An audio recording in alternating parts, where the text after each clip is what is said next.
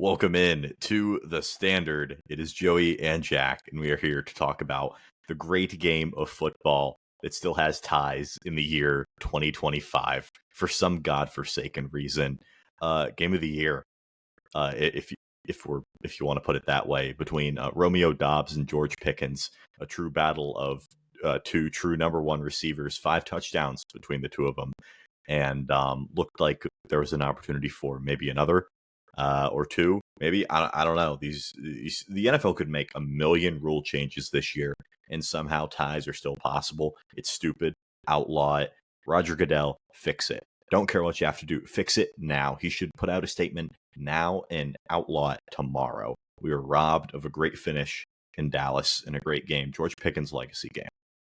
Yeah, that was I think that would have been the game of the year, like easily, if it didn't end in a tie.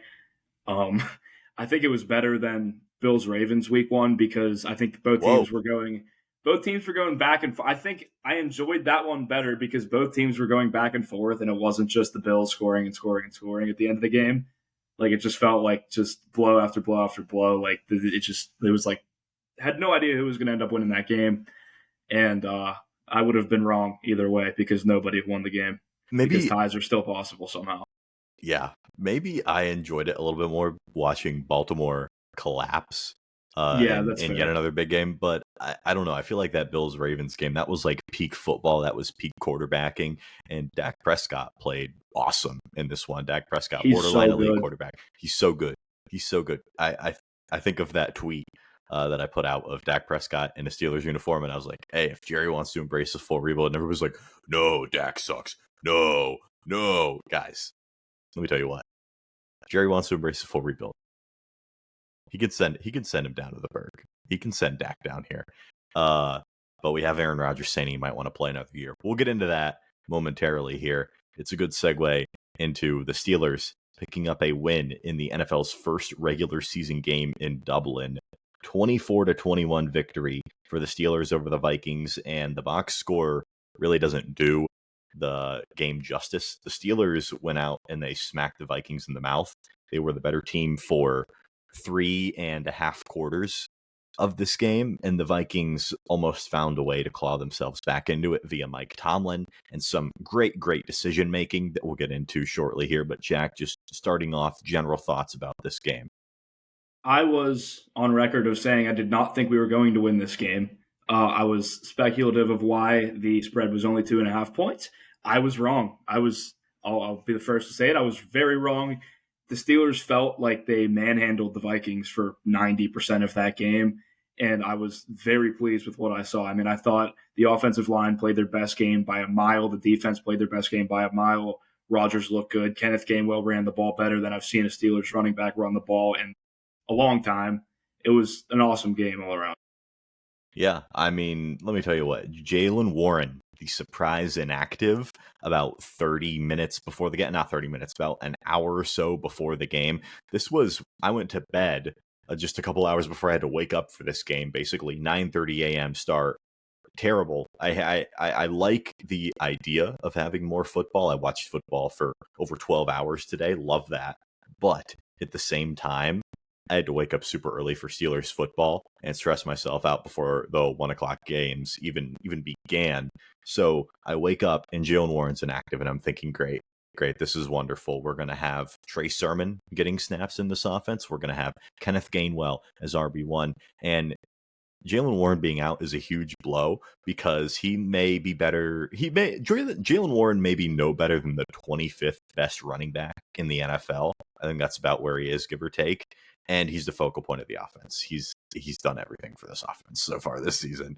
So it was definitely very concerning to have him out. But Kenneth Gainwell, I mean, awesome game. 99 yards on the ground, pair of touchdowns, 35 yards receiving. He was awesome. I mean, he literally did it all. And the Steelers kind of have that weird 1-2 punch with Jaylen Warren and Kenneth Gainwell that you're like, how the hell is this duo making it work? They're making it work, and Kenneth Gainwell is the focal point of the offense today. Yeah, I mean, I think Jaylen Warren has done a good job with his role that he's had this year. I mean, he's had to be the bell cow. He's touched the ball more times than he has in his entire career. But I think today, taught us that he doesn't necessarily have to touch the ball 20 times a game because Kenneth Gainwell is clearly also capable of running the ball between the tackles and also was known coming in as a good third down back. So, I mean, I think if those two can split and they can stay healthy, it's going to be a pretty decent room back there. And I guess if you mix in a couple Caleb Johnson carries here and there just to spell him, I don't think that would be a problem. I think it's going to be fine. Yeah, Kenneth Gainwell averaged over 5 yards a carry today and had a pair of touchdowns, as I mentioned earlier. Caleb Johnson, round of applause for Caleb Johnson, guys. Great. He's not a complete and total waste of space this week. 6 carries, 22 yards. That's good for 3.7 yards a carry for those counting at home. You know, he had that 9-yard rush. That would be his career highlight to this point. So baby steps for Caleb Johnson, I guess.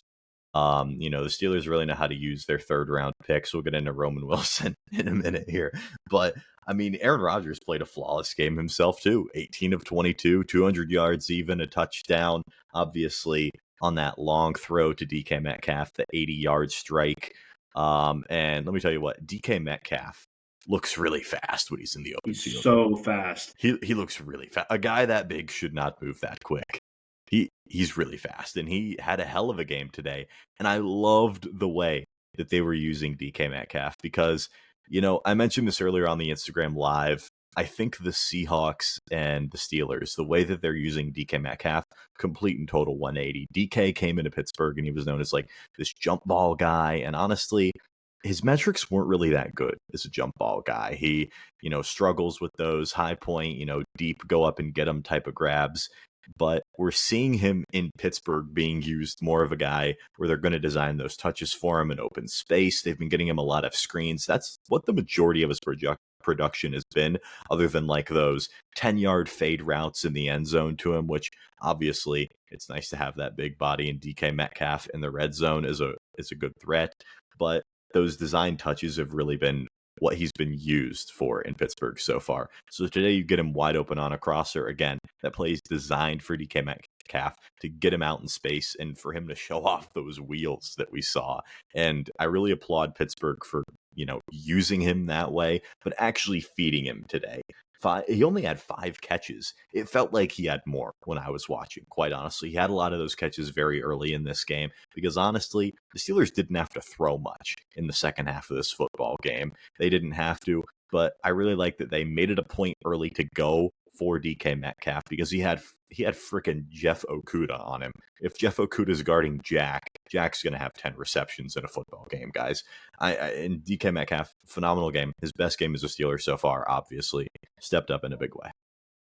Yeah, DK's target number wasn't what it could have been because they simply just kind of stopped throwing the ball towards the end of the game there because they were up big. But like you said, Seahawks kind of used DK like he wasn't a massive specimen, and I think the Steelers are doing a good job of that. And yeah, when DK catches the ball in the open space, it reminds me of like how Derrick Henry will get to the second level and just run by everybody. Like he just has wheels, man, and he's big too. If they can find a way to get DK more involved, we've been complaining on past episodes that DK's target share hasn't been what it should be, I guess. But if the Steelers can work him into the game plan more, and there will be times where we're going to have to throw the ball more. So if DK can get more involved, I think this offense can get going more than it has.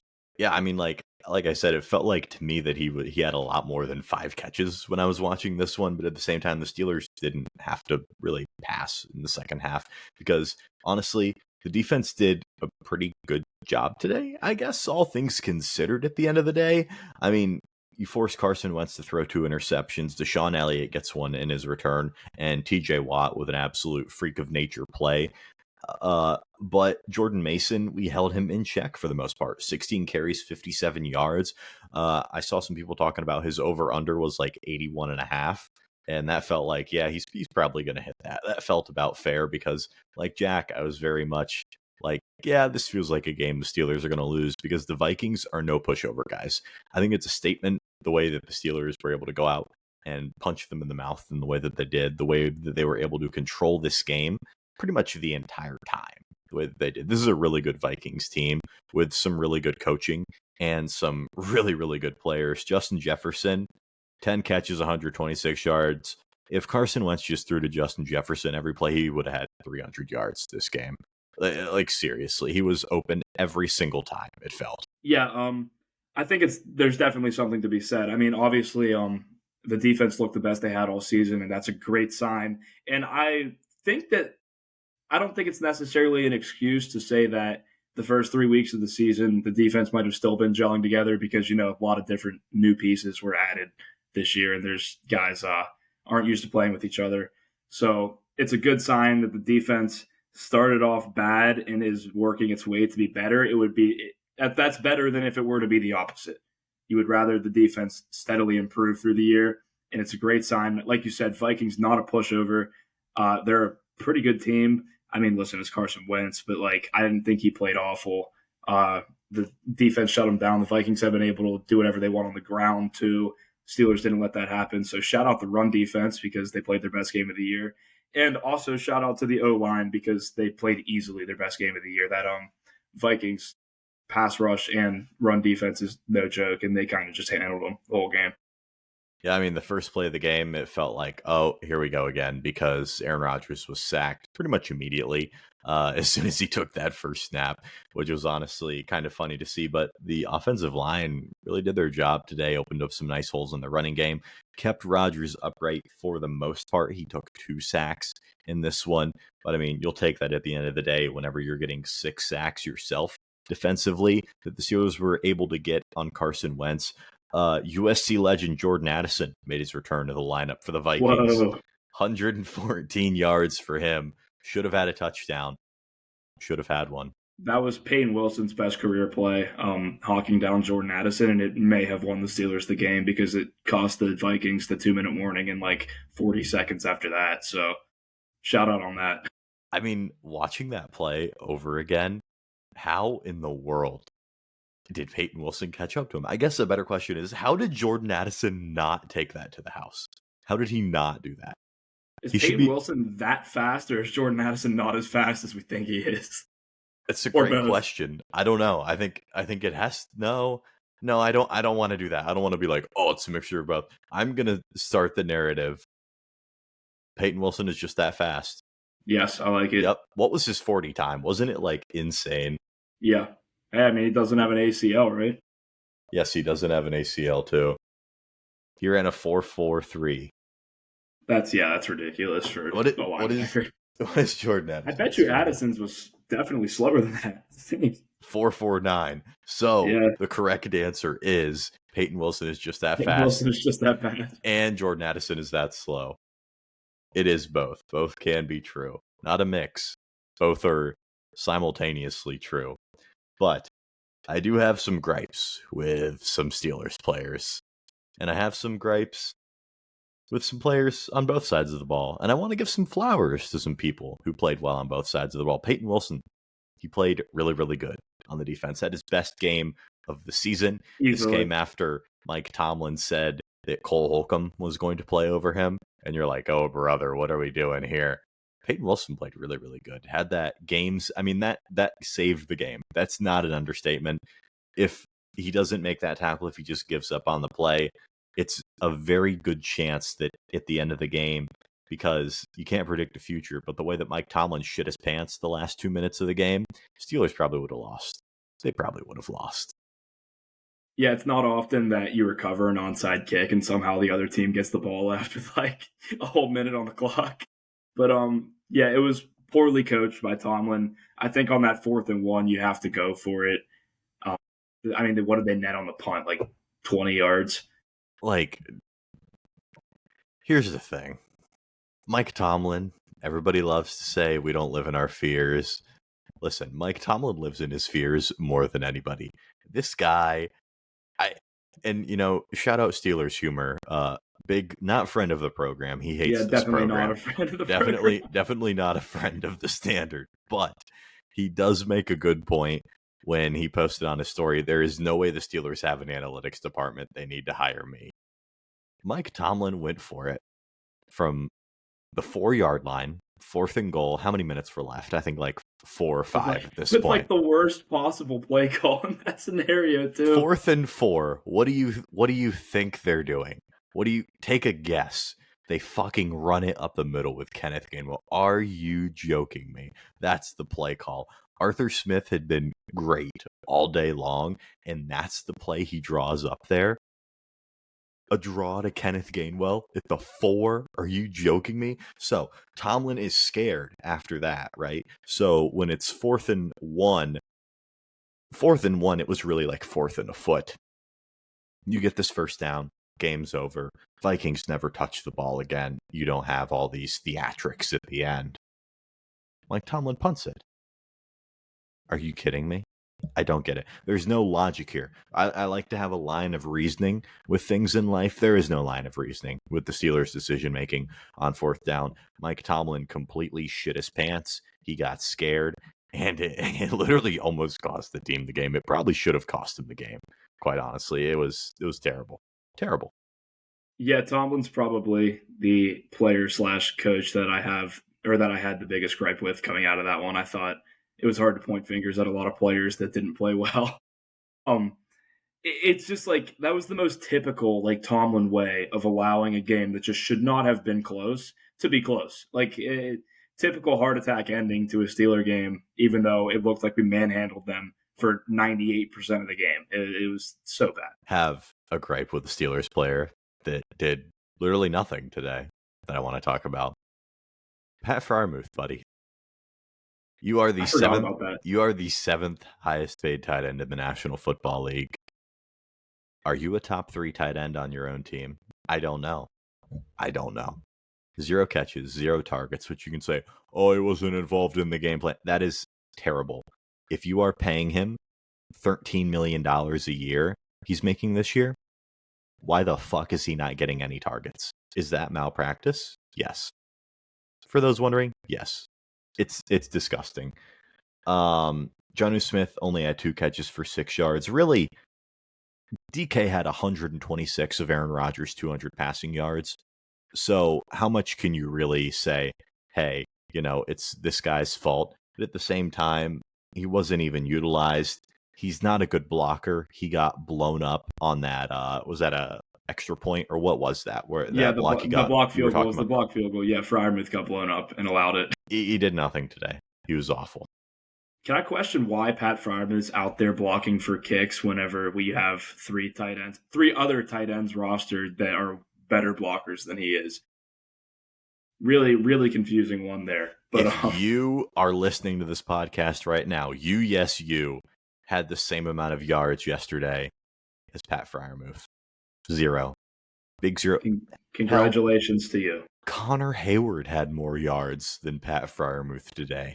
For those counting at home, we had the tush push with the tight end. We had a Connor Hayward tush push. Dude, Broderick Jones had more yards than Pat Freiermuth today. Broderick Jones had more yards. Broderick Jones at a time had more rushing yards than Caleb Johnson did at a point today when Aaron Rodgers fumbled and it fell right into the arms of Broderick Jones. The Immaculate Reception 2.0, people are calling it. It was actually a nice play. It was pretty good concentration to catch that ball because it bounced like right to him. Great hand-eye coordination. Great job, Broderick Jones. Broderick has quietly played 2 straight good football games. Don't look now. Don't look now. Don't let him get hot. Don't let the guy get hot. Yeah, he played pretty good. Calvin Austin got hurt in this one, and all of a sudden, he was down on the field. Then there's the tweet that he's leaving the stadium in an ambulance. What? What? For a shoulder? What? I don't know exactly what happened with Calvin Austin, but man, 2 receptions, 13 yards. Obviously, he got knocked out of this one. If he's out for any period of time, the Steelers are going to need someone to step up in that wide receiver 2 role. And let me tell you what, they have a vendetta against my guy, Roman Wilson. They don't use him. Jack, look me in the face. I know you can say Roman Wilson sucks. That'd be your easy out to this one. Can you give me a logical reason as to why Scotty Miller is out there in 2 wide receiver sets and ahead of Roman Wilson?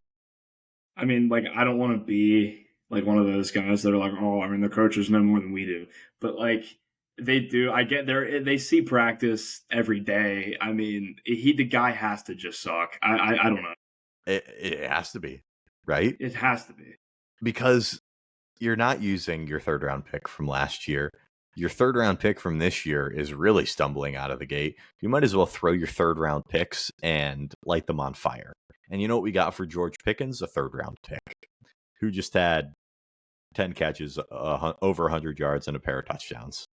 Yeah, I mean, that's a reminder that we do have an extra third round pick if any receiver out there would to be available could really use another one.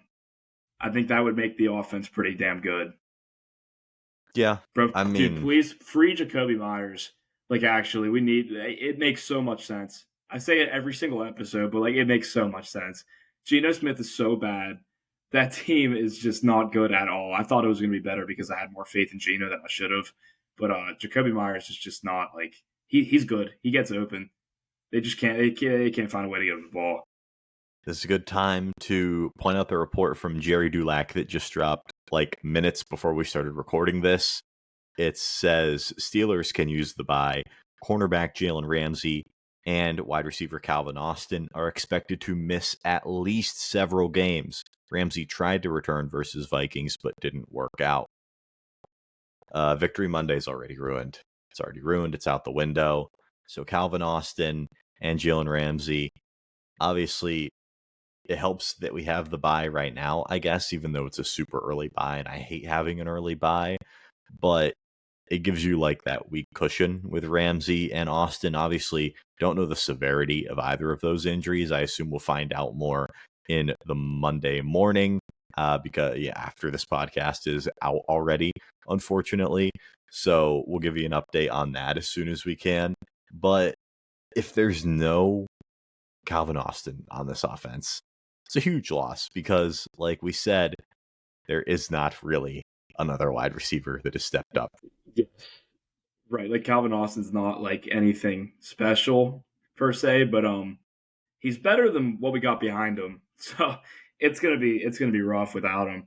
I think it's important to note in that tweet that he says several games, not several weeks, because our bye week is this upcoming week. So I guess that implies that they're each 3+ rather than 2+, because Yeah, I would assume at the bare minimum, this is best case scenario. What I'm imagining right now is that neither of them go on IR ideally, and they're out this week, obviously, but it's the bye, and then they're out for the Cleveland game and the Cincinnati game because that's on a short week.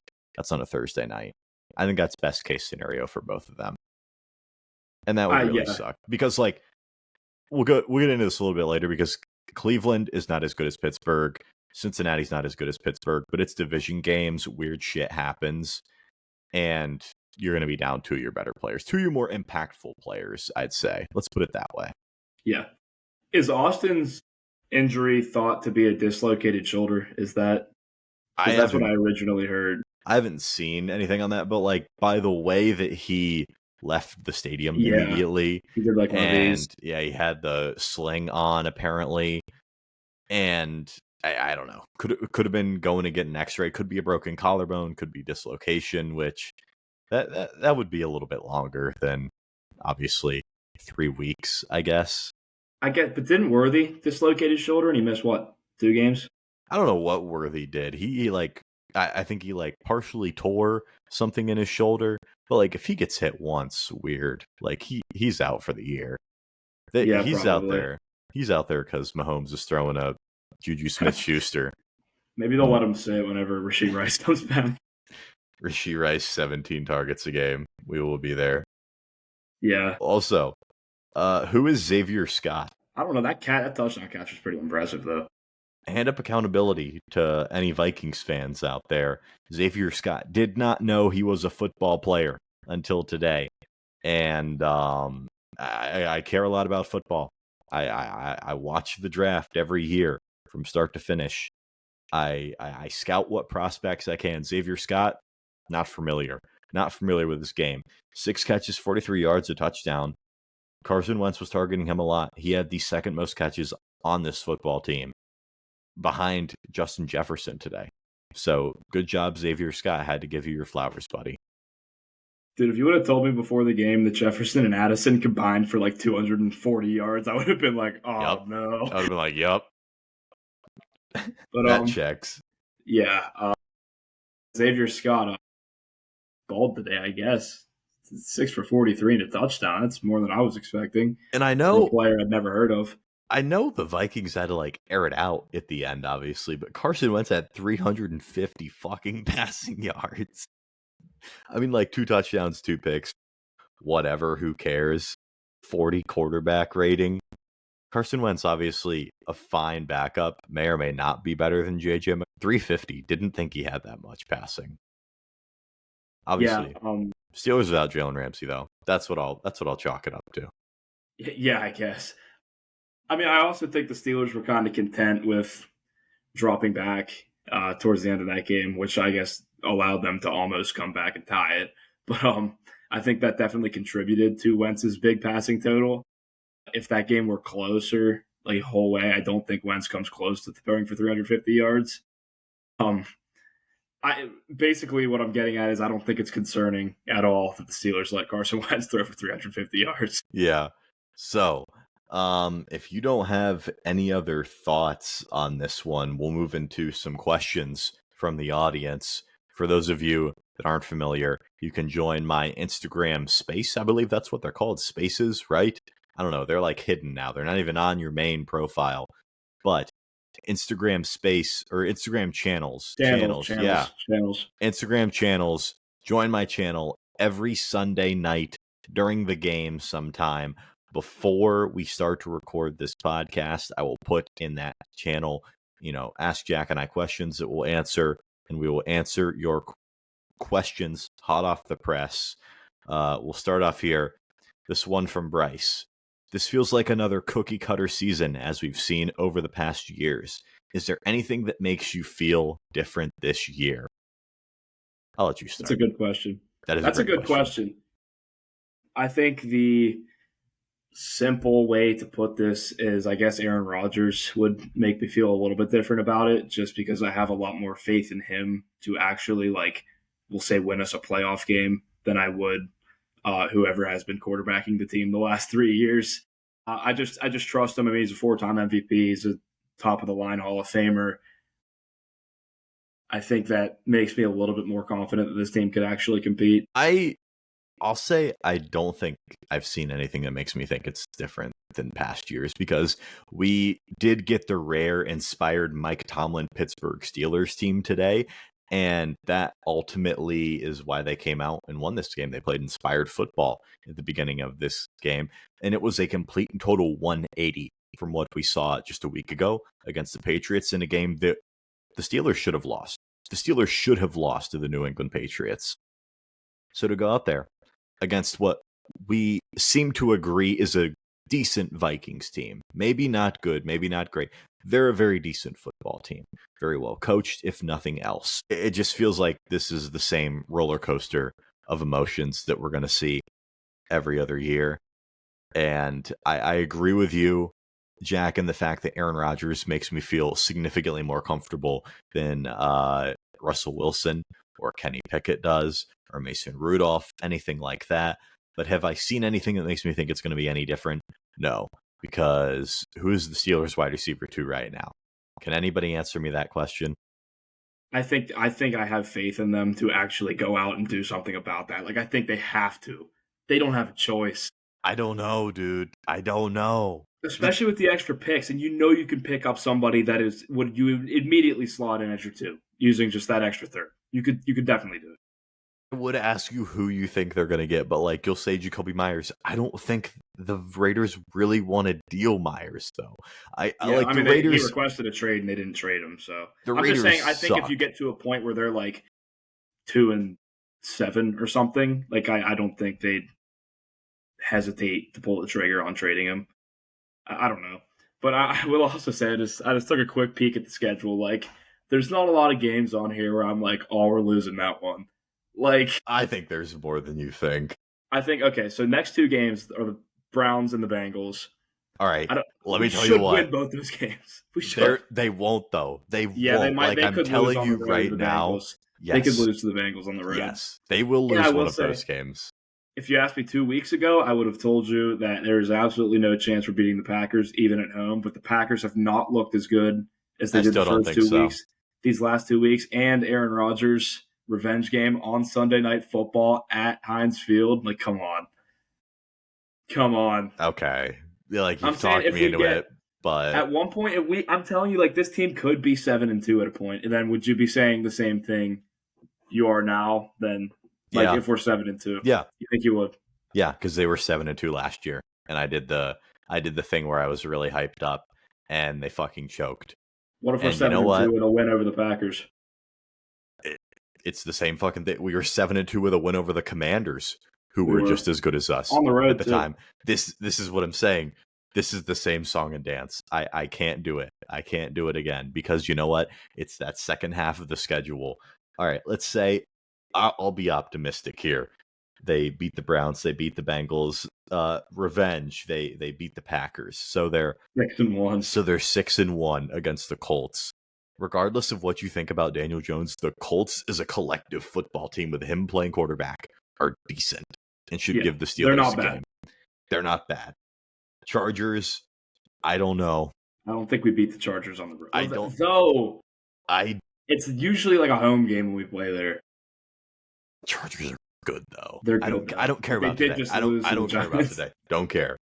It feels like this year, this league year is less like top heavy or less like I feel like there's more parity this year than there was the last couple of years. It just feels like the teams that are supposed to be the best in the league have not looked like how they should.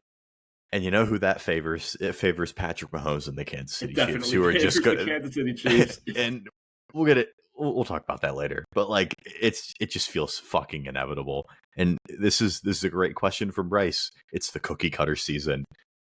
Bengals again. Then this back half of the schedule, dude. Bears. I don't know. I trust us. Like, I love Caleb, but I trust us in a game against Caleb Williams. I don't know. Not my Bears. Bills, we're fucking losing to the Bills. Yeah. The Bills are mowing us. Maybe not if they played the way they did today, but I don't think they will. We play Baltimore twice. We'll split.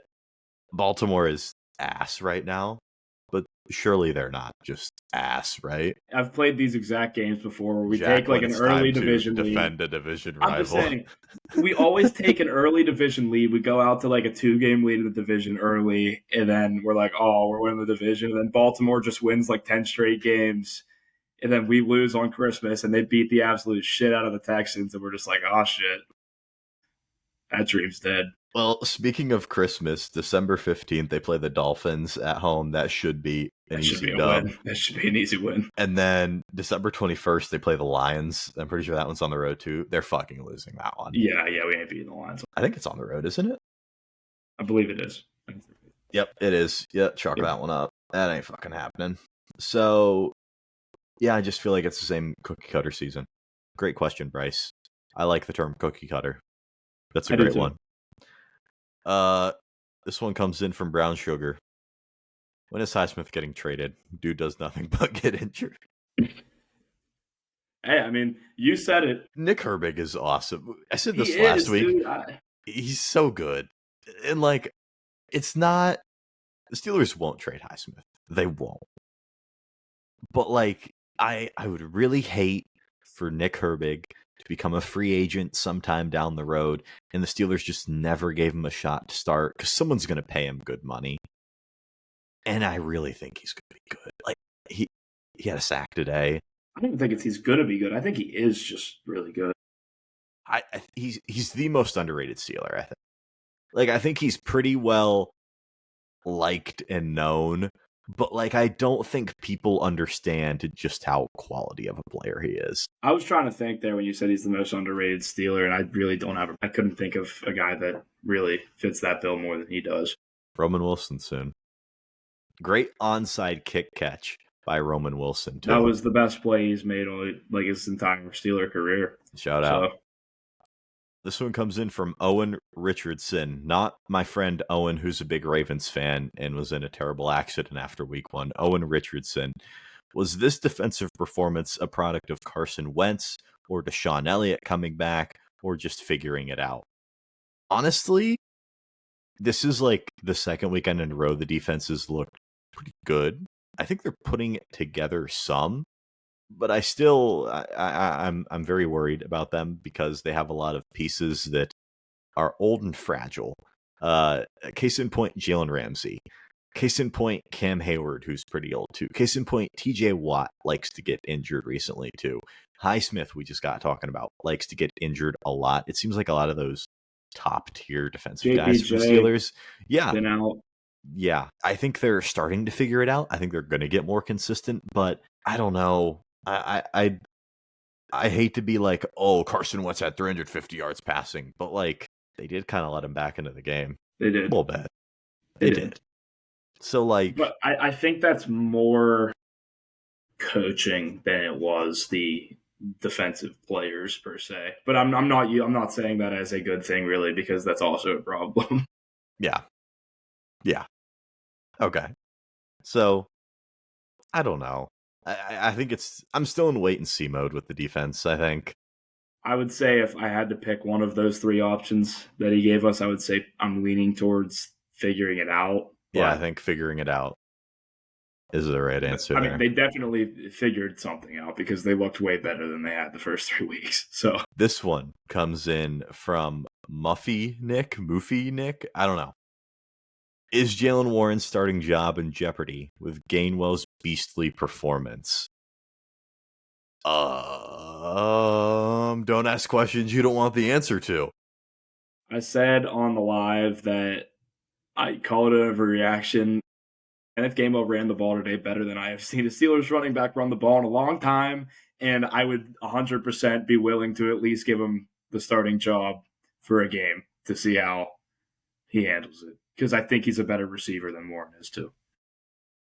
Not that Warren's a bad receiver, but Gainwell's a pretty good third down back. I can't that being said, I don't want Kenneth Gainwell to touch the ball 20 times a game. Yeah. I think that's fair. Do I think it's in jeopardy? Probably not. I think it'll be like that weird, like I said, weird two-headed monster where like neither of them are world beaters. But we just saw today Kenneth Gainwell was the best player on the field for the Steelers somehow today. So yeah, Jaylen Warren's gonna get his when they come back. Tomlin loves him. He's earned that to be able to get those touches that he does, and he'll be a productive player. But Kenneth Gainwell leads this football team in touchdowns, which is objectively hilarious through a month. This one comes in from Joe Ant 10. After watching this squad for a month, what are the expectations going forward? This is a hard one because I don't think it is. I think it's the same as it's always been. Win a playoff game. The expectation should be to, at the bare minimum, win a playoff game, and anything else should be viewed as a complete and total failure, utter disaster, feeble. I agree. End of it. Yeah. Here's the thing. I think those should be the Steelers' expectations. That's not saying I expect it to happen. Yeah. Good point. Get that straight. Two very different things. Do I think this team can win a playoff game? Matchup dependent. Very, very, very matchup dependent. It's almost got to be at home. The expectations are just the same for this team. I still don't think they're better than Baltimore, Buffalo, or Kansas City. And I know Baltimore's 1-3 and they look like shit and Lamar's hurt and we don't know how bad. They're going to get it figured out. They're too talented of a football team to not do. They have a top 3 quarterback in the National Football League. They're going to get it figured out. Yeah. They're better. And I mean, they looked awesome in the loss week 1. Yep. It's a quality loss. It is. I mean, they definitely have some quality losses under their belt. That's obviously an important one. This is a fun one right here. This one comes in from Braden Cook. Start, bench, trade. Pat Freiermuth, Jonnu LeBron Smith, and Darnell Washington. You know, the thing is, what does Pat Freiermuth truly get you in a trade? I think for the sake of it gets what his he's contract. Implying here, I think for the sake of what he's implying with this question, we should consider it start, bench, cut. Yeah, I'm getting Pat Freiermuth's contract off the books. I'm starting Johnny LeBron Smith. and I think Darnell Washington is a better football player than Pat Fryermuth. I Yep. think he is. Yep. I'm probably cutting Pat Fryermuth. I don't know. People might get mad at that, but I don't know. I feel like everybody's on Pat's case now. We were on it first. We said he sucked first. Don't forget it, guys. We told that was you such a bad draft pick. We told you that contract sucked. We told you. This one comes in from Clumsy CRD House. Neighbors was on my fantasy team. Who should I go after now? Now, when we start talking about fantasy, guys, nobody can bitch because he asked us. Yeah, we got told to talk about it. All right, Dynasty. If you're competing, if you're trying to win this year, and you have Malik Neighbors, go to the JSN owner. Yeah, because I would rather have Neighbors over JSN and Dynasty. But straight up, if you're trying to win and you don't want to punt on this year, I would give Neighbors for JSN if it means that I win a championship. In redraft, you're cooked. Brother, it's over. Let me tell you what. It's over. Go to the Rashee Rice owner and see if you can get that, because let me tell you what. He's going to pop off when he comes back. Yeah, it's going to be absurd. He's going to get the ball thrown to him like 20 times a game. It's going to be wonderful. Patrick Mahomes is playing possessed. He just beat the fuck out of the Baltimore Ravens. And I'll say it again. He was throwing to goddamn Juju Smith-Schuster in the year 2025. Worthy coming back definitely opened up the offense a little bit. But yeah, it was... Didn't Tyquan Thornton also score a touchdown? Yeah, I think he did. Major shout out. I was a big Tyquan Thornton believer at his ADP in Dynasty when he first came to the NFL. And I'm glad, even though I don't roster him anywhere, I'm glad he's getting his shine now. Tyquan Thornton Dynasty owners, we are up right now. I'm blaming the Patriots. I have Woody Marks on a couple taxi squads somewhere on the sleeper app. My team in the 32-man league, I had Woody Marks and Trey Benson on my bench. So now I got I think I'm starting McCaffrey, Swift, Addison, Evans when healthy, and Benson. But I got also Woody Marks now too. My team is gross. Yeah, dude, nobody has it worse than me in the 32-man league. Are you ready for this? All right, Omari and Hampton, stud. Brock Purdy, serviceable. I have Kenneth Gainwell. I benched him. Hand up accountability. I don't care about the 32-man. I'm not waking up at 9 a.m. to set my lineup in there. The other players I'm starting Pat Fryermuth. Got me a big goose egg. Lad McConkey. Somebody stinks like shit. I don't know what's happening. He just doesn't get the football. It makes no sense. You can't go from an 1,100-yard season to just bad. I don't believe that he's not. I mean, him and Brian Thomas both. They're just not getting the ball. At least Lad McConkey's not afraid of contact. That is true. And Marvin Mims. Who has it worse than me? Truly nobody. All right. Nobody cares about your fantasy team, guys. Let me pull the questions back up here. There was a couple more good ones that I wanted to get to. Where are they? Would you bring Aaron Rodgers back if he won a playoff game and he's willing to come back and coach the draft pick like he did for Jordan Love? So yes. In this scenario, the Steelers win a playoff game. Aaron Rodgers says, hey, I want to run it back. I don't care if you draft a quarterback, because let me make myself crystal clear. If the Steelers do not spend their first round pick on a quarterback in the 2026 NFL draft, we are in big trouble. Blow it up. Blow it up. Don't even play the games. Unless you have Aaron Rodgers coming back in this given scenario, unless you're making a trade for somebody. I don't know. If you're making a trade, you're not drafting a quarterback in the first round, I'd say. What do we have to do to get our hands on Dak Prescott? Oh my God. That would solve all my life issues. The thing is, the people don't want to hear this. Dak Prescott fits this team build perfectly. And he's a lot of established guys. Good. I don't know, guys. That would be pretty nice. But long story short, Sam, yes, I would be willing to bring Aaron Rodgers back if he won a playoff game. I think 100% you have to be. I still don't know if he would, though. I know. Hey, he said today He wants to go to Dublin next year. He did say that. I don't know. I don't know if he actually would, though. We'll see. I don't know. It'll be an interesting thing to talk about in February and March. This one comes in from Anthony. Why is Big Steeler and the woke mob keeping Roman Wilson off the field? We want answers. Listen, buddy, I want answers too. As a member of Big Steeler, I want to know why Roman Wilson's not getting on the field as well.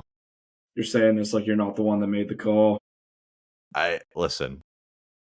I did make the call for Russell Wilson to get off the team. I am the reason that he was cut and that we didn't want him.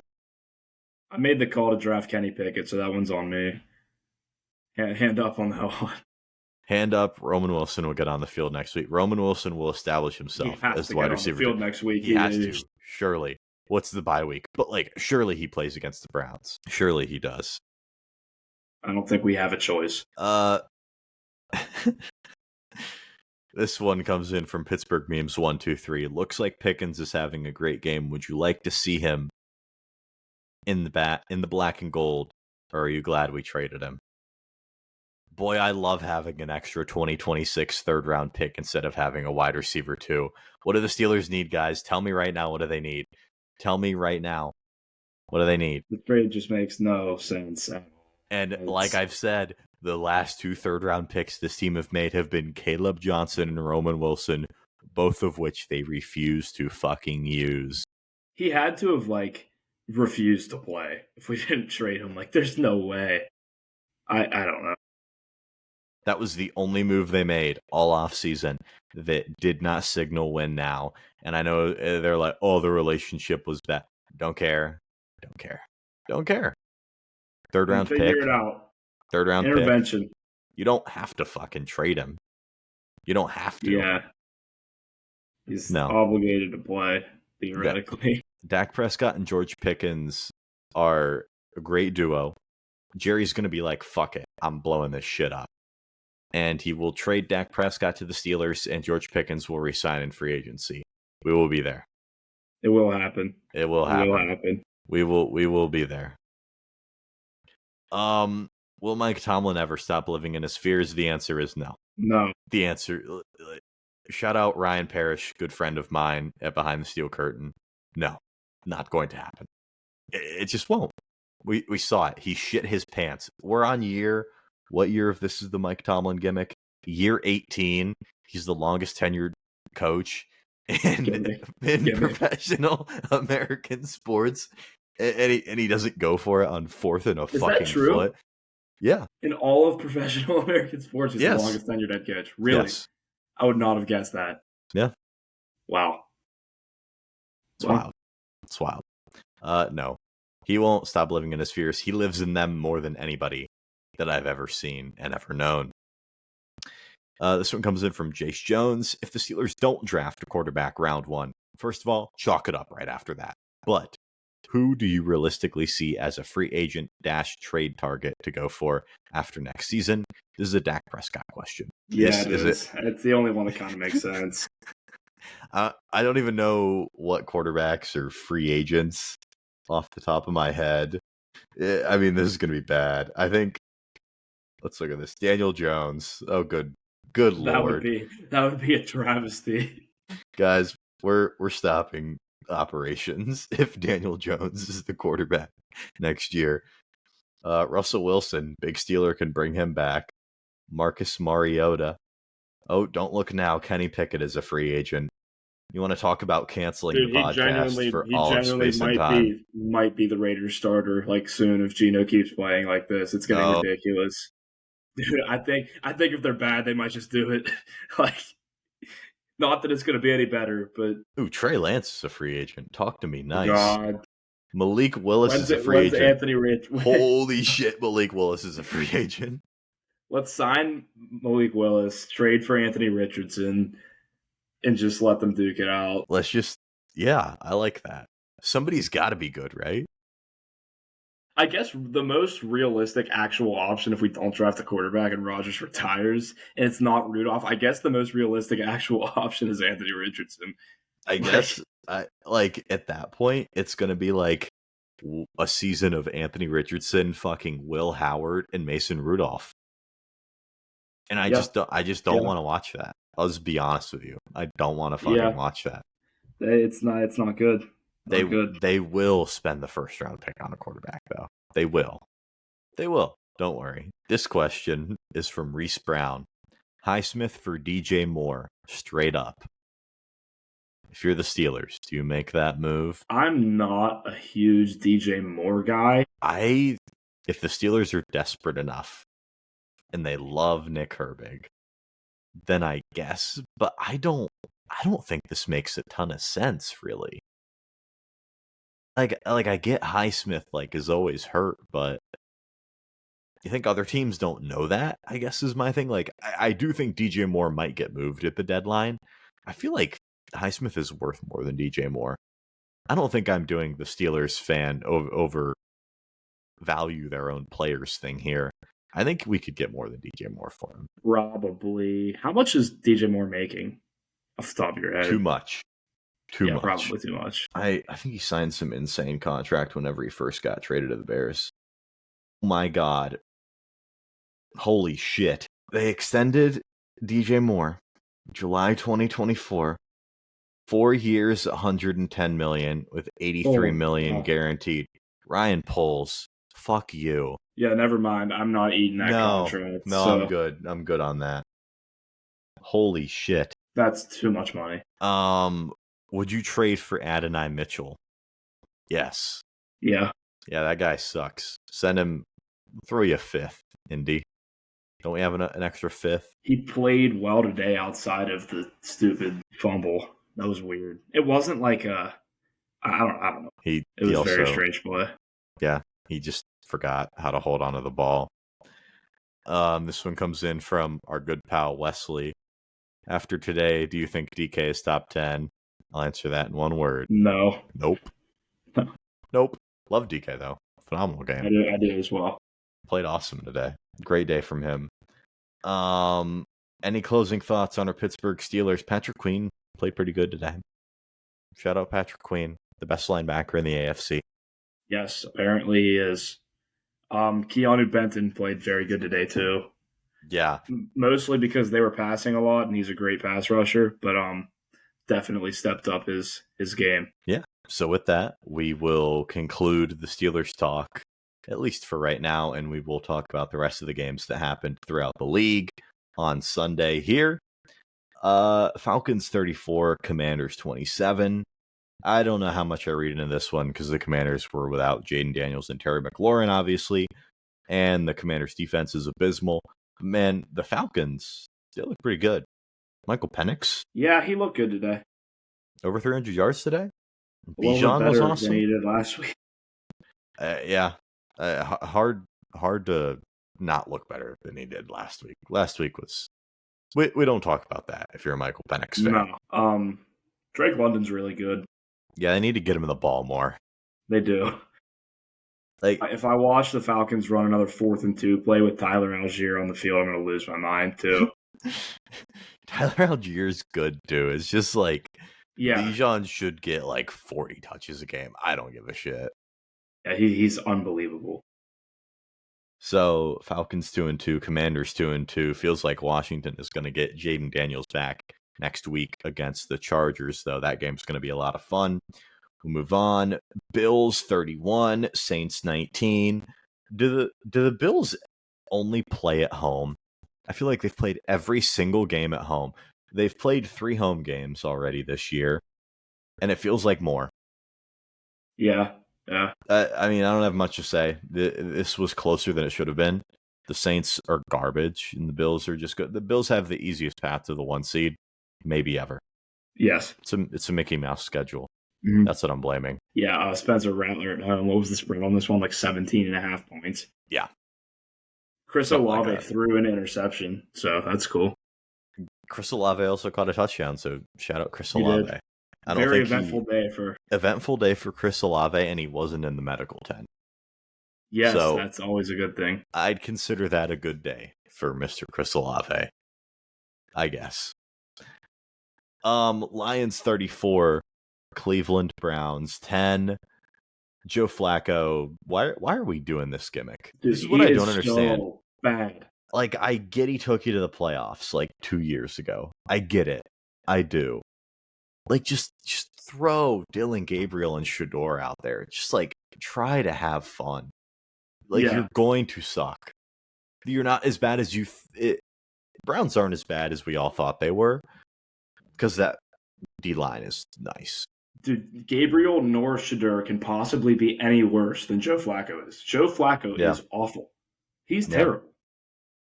Yeah, it's ridiculous. And please throw the ball to David Njoku more for the sake of my fantasy team. Please and thank you. And the Lions, yeah, they're really good still. Jahmyr Gibbs is awesome. Amon-Ra St. Brown, I think people were too low on him in the offseason. Jameson Williams, what are we doing? He needs to catch the ball more. I mean, Dan Campbell was talking about all offseason how Jameson Williams is going to be the guy. This is the Jameson Williams year. It is not the Jameson Williams year thus far. No. Let's put it nicely that way. But the Lions 3-1, they rolled at home again. Panthers, actually, Patriots 42, Panthers 13. Drake Maybald, the Patriots, it was just all Patriots in this one. I mean, Bryce Young looked like he gave up at the end. They put Andy Dalton in at the very, very end. Panthers fans, it's over. I mean, you knew it was over, but it's over. Yeah, the Patriots are just boosting the Steelers' resume. That's all that was. Yep. Patriots got the Bills on Sunday Night Football next week. I think the Bills are going to steamroll them. Well, if the Patriots win, that's a big resume booster for the Steelers. Therefore, yes, we will be rooting for the Patriots. We will. We. Giants 21, Chargers 18. Jackson Dart somehow gets a win in his first NFL start, and it's fucking bullshit. It's he fucking didn't play bullshit. well. He didn't play well. I mean, like, first of all, Malik Neighbors going down. That sucks. Yeah, he's really so much sucks. fun to watch. He's so much fun to watch. What happened to the Chargers in this one was really Joe Alt going down. You're already on your backup left tackle with Slater, and then you have Alt go down. It sucks. That's the end of the story, especially against this Giants defensive line that has Abdul Carter, Dexter Lawrence, Ryan Burns, you name it. It's a nightmare. It's a nightmare. Yeah, at least Joe Alt's injury was not like ridiculously serious. It was a high ankle sprain, so he's going to be out a couple weeks, but could have been worse considering he got carted off. I will say this is random, but I hate when Adam Schefter tweets that Joe Alt was carted off the field when he walked off the field, then got on the cart to go to the locker room. There is a very big difference between those two things, and it needs to be specified in tweets. It needs to be.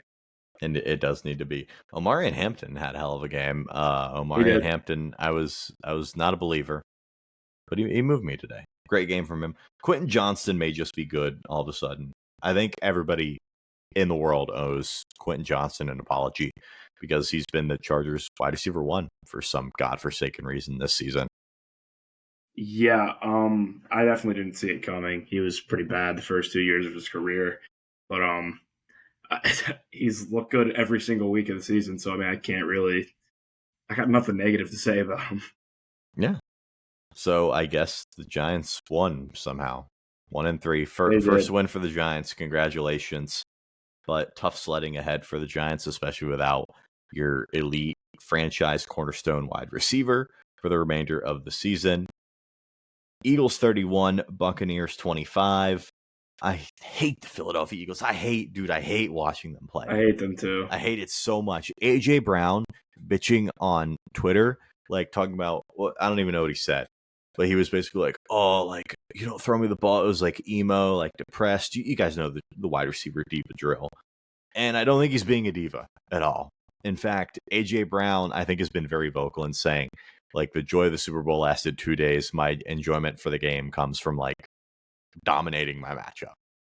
Like, having yards and touchdowns is what I want to do. I respect the hell out of that. Like, I actually respect the fuck out of him for being like, hey, winning championships is cool. I want to get mine.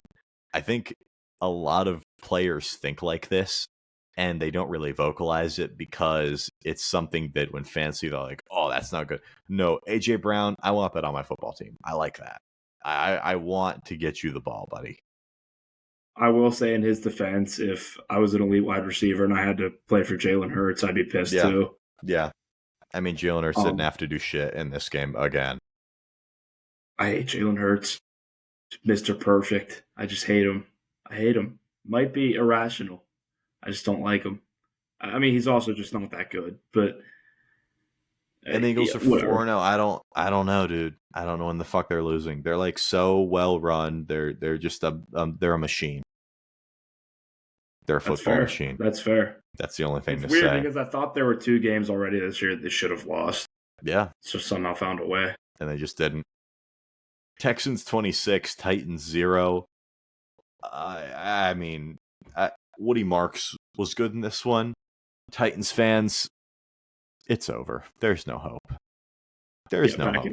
Pack it in. I mean, Cam Ward, I can't judge Cam Ward this year. He's working with nothing. And Brian Callahan's an idiot. Could have told you that. He hired the fucking Bengals offensive coordinator. Who thought that was a good idea? Yeah, the Titans are just abysmal. I mean, Cam Ward said it himself. We ass. He's right. They are terrible. Yeah. Nothing really good. They might not be good. Above average at any position except for D-tack. Yeah. So Rams 27, Colts 20. This game was a lot of fun. Matthew Stafford played out of his mind, 375 and 3. Puka Nacua, he's the front runner for Offensive Player of the Year. 13 catches, 170 yards, and a touchdown. It's fucking nuts. He's unbelievable. Why are we scared to put him in that tier 1 of NFL wide receivers? We're not. That tier includes Jefferson, Chase, CD, and now Puka Nacua. Like, officially, nobody can deny it. Puka Nacua is awesome. Than CD. Man, I'll be the one to say it. I love Puka so much, but CD's so good. I don't know, dude. I can change my take when I get new information. I'll quote Parker and Colin Cowherd. I need more information there. But hell of a game from Puka. Jonathan Taylor got called a ghost call, a holding on the offensive line that brought back a unbelievable touchdown run. Jonathan Taylor's on a different level right now. Danny Dimes, the Linsanity run isn't over yet, but he looked mortal against this Rams defense that is a really good unit overall. Yeah, Daniel Jones just did not look very good today. He can get a pass because of how well he's played the first 3 weeks, but I would say don't expect him. I would say expect closer to what you saw this week than what you saw the first 3 weeks out of Daniel Jones the rest of the season. It was just never realistic that he was going to play that way the entire year. I think there was a funny post. It was like guys with better MVP odds than Daniel Jones right now after the 3 weeks that he played ridiculously good. And it was like Aaron Rodgers, like, I don't know, but you get the point. It was never a realistic expectation for Daniel Jones to play. Yeah, and A.D. Mitchell is a Sean McVay sleeper agent. He literally lost them a game. Like that was it. That was it right there. Jaguars 26, 49ers 21. The 49ers just can't get out of their own fucking way. I mean, literally everybody is hurt but Christian McCaffrey somehow. How is that even possible? The Niners are so weird to me because it feels like they're a team that can beat anyone but also like lose to anyone. It depends on what Brock Purdy you get, the health of your team. Yeah, it is funny that it's like feels like their entire offensive or their entire team in general is missing guys, and somehow Christian McCaffrey's one of the guys that are still on the field. They're a weird team. Yeah, but they're sitting at 3-1 somehow. Also, so are the Jaguars, and we've said this all season. We just get weird vibes from the Jaguars. We just get bad vibes. Trevor Lawrence somehow plays the ugliest brand of football of all time and is able to get out another win. So the Jags 3-1, making that AFC South division really interesting with the Colts and the Jaguars. The Texans finally got their first win too, which we already talked about. But that AFC South is a little bit interesting. Chiefs 37, Ravens 20. The Chiefs are 2-2. Ravens 1-3. Nothing more that you love to see in life. Patrick Mahomes is so fucking good. Games like today are exactly why I just cannot stomach putting Allen or Lamar over Patrick Mahomes. I can't. I'm not going to be the guy to do it unless I get definitive evidence, like, Lamar or Allen beating Mahomes in the AFC Championship game and then winning the Super Bowl. I can't do it, guys. 270-4 today for Mahomes. Are you joking? Yeah, yes. He played out of his mind. And we're getting Worthy back obviously helped. They're going to be scary when Rashee Rice comes back. I'll tell you that. This is like what you talked about. All the NFL's best teams, when they aren't living up to expectations, enter the Kansas City Chiefs, who are just going to be consistent. They know what they are, and they have the best quarterback to ever live on their football team. They'll probably win the AFC again. They probably will. They were my pick preseason. I know that's not a hot take, but they will again. I don't know that anybody's going to stop them. Yeah, it might. It's going to be ugly the way they somehow manage their way to the Super Bowl. They're going to win on like a virtual measurement in OT against like the 16-1 Bills, but they're somehow going to make the Super Bowl again. I wouldn't be surprised at all. They will. So Ravens 1-3, still, like we said earlier, not panicked on them. I get, like, it's funny that they're 1-3. It's funny to laugh at them. They'll be back, guys. Don't worry. Don't worry. I'm worried, but you don't worry. Let me do the worrying around here. Bears 25, Raiders 24. Caleb Williams game-winning drive. We will be there. We were there. We were there. Rome Odunze, 5 touchdowns in 4 weeks. I love him. He's awesome. Very good. He's very, very good. He's so good. That's all I can say. Ashton Genty, also very good. Very good at football. This is only because I played against him in fantasy. He didn't do anything the first 3 weeks of the season. As soon as I'm matched up against him, guy has 2 catches and scores on both of them. Like, what are we doing here? Like, what is that? I don't know. But he played really well. And this game should have been won by the Raiders. Obviously, the blocked kick at the very end gave the Bears the victory. And Geno playing like he doesn't have like eyes. I don't know what Geno's doing, dude. I don't know. Like, I'll defend It's Geno. weird because he was really good last year, but he has been terrible. He has been terrible. Is it just he's got to be in that Seahawks uniform for some reason? Maybe. He just has to. So the Bears are 2-2. Look at the Bears' schedule here. The Bears don't look now. They play the Commanders next Monday. So that actually the Bears have a bye next week. And then Monday, October 13th, the Bears play the Commanders on Monday Night Football. That game will be interesting. And the Bears play the Saints. Then they got the Ravens, Bengals, Giants, Vikings. There are some tough games in there, but the schedule opens up a little bit for the Chicago Bears. Don't look now. Caleb and Rome are getting hot. And then, of course, we have 2 Monday night games, and they're the 2 worst games probably that will ever be played in the entire game of football history. Jets, Dolphins, in which nobody gives a shit, and Bengals, Broncos, which I hope they both lose. I hate both of them. I agree with that. I think the Broncos probably beat them, but not incredibly pleased to say that. Denver 8-point favorites at home against the Cincinnati Bengals, and then the Jets and the Dolphins in a game somebody has to win. Somebody's going to lose their 0, and it is in Hard Rock Stadium. I think it's going to be the Jets. Fields playing, the Jets feel scrappy. They feel like a better team than the Dolphins. Yeah. Like, if Justin Fields shits his pants, then yeah, the Dolphins are winning this game. But I just don't think the Dolphins have the guys defensively to harass Justin Fields and make him feel uncomfortable and stuff like that. I would agree with that. I don't think it's not real. Nothing is real. Nothing ever happens. Correct.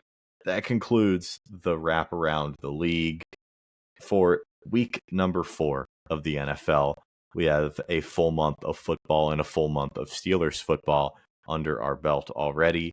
Steelers enter the bye week next week we'll still have a podcast here for you where we'll break down everything that happened in week 3, and we'll give you a in-depth look ahead to the Steelers' upcoming games against the Cleveland Browns and the Cincinnati Bengals, where they start off division play. And like we said earlier, division play, anything can happen. But just looking ahead, because the Steelers have 2 games within a matter of 5 days after the bye week, what do you think happens in these next couple games generally for the Steelers? I mean, they feel like games that they should win. Yeah. I mean, I would sure hope coming off of a bye week, they beat the Browns at home. And I mean, the Bengals without Burrow are really bad. Really bad. So, like, I don't know. I mean, it might be wishful thinking, but I hope they go 2-0. Must say, my favorite group of Bengals fans are the ones on Twitter and Instagram that legitimately think Jake Browning is good. They're my favorite. And you could be like, oh, Joe, you're going to eat your words in a couple of weeks whenever Jake Browning beats the Steelers. Listen, he probably will beat the Steelers. That doesn't mean he's good. Beating the Steelers and being good, not mutually exclusive. Very independent of each other. I mean, I do think it's funny that they think he's good, though. It's going to be a tough one for the Steelers on the road, Thursday Night Football. They tend to suck in Thursday Night Football. I don't know if you've noticed that. They tend to just fucking lose Thursday Night Football. The Browns last year, the Browns I hate a couple being years on Thursday ago. Night Football. I hate it so much because nobody cares, but everybody cares at the same time because it's a national game. But like nobody gives a shit because it's Thursday Night Football on Prime, and it sucks. And Al Michaels doesn't care anymore. And it's honestly sad to watch that he doesn't care anymore. Yeah, Al Michaels needs to hang him up. That's a discussion for a different time, though. But yeah, the Steelers always suck on Thursday Night Football. But like I'm hoping that the fact that the Bengals don't even have Joe Burrow, I'm hoping that plays the effect that it should. And this game against Cleveland too, I feel more confident in that one. I don't want to see Joe Flacco, though. I just don't. I hope it's... I'm not worried. The way he played... He beat the Steelers last year. Season, he beat them last year. He was a little bit better last year than... Did he beat the Steelers last year? Yeah, on the Colts. Oh, my God, yeah. Yeah, Richardson got hurt. Go figure. Yeah, right. After somehow frying the Steelers for 2 possessions. Yep. The first time he's fried anybody in his career, but I don't think we should be concerned in that one. I think there's no way they lose at home to the Browns. I could be eating my words in 2 weeks, but I think the Steelers win against the Cleveland Browns and then they lose Thursday Night Football to the Cincinnati Bengals. Official prediction. We're getting a rare positive side of Jack in this episode, so I'll say we're going to go 2-0 in those 2 games. I'm very proud of you. Positive Jack, everybody. Thank you. So with that will just about do it for this episode on The Standard. Thank you all for listening. The support's been crazy. We've been getting a lot of new listeners, a lot of new views. Thank you guys for the questions, everyone that submitted one in the chat. I really like getting you guys involved. Let us know what you want us to talk about next week. Maybe we'll do a special segment because it's the bye week. It can be about Steelers football. It can be about life. Leave a comment down below and let us know what you want us to talk about. But that'll be all. Thank you guys for listening. We'll be back very soon right here on The Standard.